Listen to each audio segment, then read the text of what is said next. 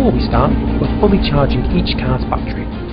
This ensures their electric motors can provide maximum torque. This is done by driving a warm-up lap, which in turn builds heat into the tyres, ready for the all-important launch.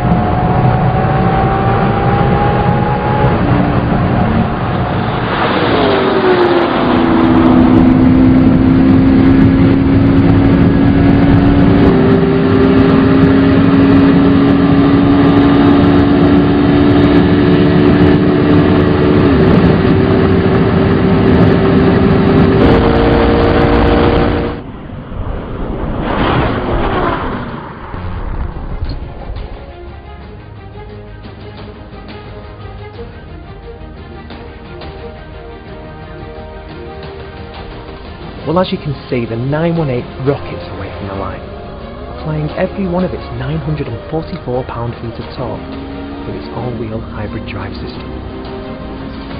That's 40% more torque than the other two. But despite this on-paper advantage, the P1 is actually gaining speed more quickly than the 918, once both cars climb towards the 150 mph barrier.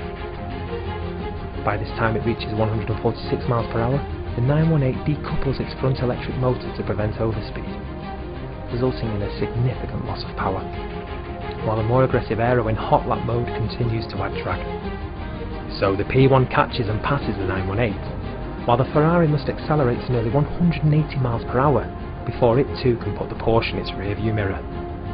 Would the LaFerrari eventually haul in the P1? No. We don't think so. By the time the LaFerrari had reached 192 mph, the P1 was closing in on 200, whilst the 918 wasn't far behind either. But it was close. Very close. It's impossible to race these cars using launch control and visually see the same finishing order each time. Whilst the 918 can sit all day with its launch control engaged, the LaFerrari will disengage its system after only a few seconds. Although the 918 looks like it's always ahead, we've taken the fastest times across all 7 runs to eliminate any jump starts. Data never lies. Thanks to RaceLogic's VBox performance timer, we can focus purely on elapsed times. So let's look more closely at the data. The 918 dominates the first 3 increments, reaching 100 mph in just 5.52 seconds. By 150 mph, the P1 has pulled in front, with a time 0.4 seconds quicker than the 918.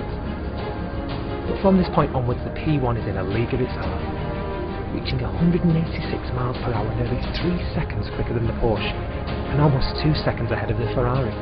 Take a look at the speed time graph, and you can see the point where the P1's acceleration curve bisects the 918. The LaFerrari eventually does the same, but at no point does the trajectory of its acceleration look like intercepting that of the McLaren. The 918 is once again dominant over the half mile, beating the other 2 cars despite crossing the mark at a lower terminal speed. But the contest was only ever headed in one direction.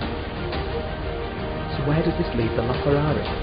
Both the P1 and 918 have been tested before, so our results are not entirely unexpected.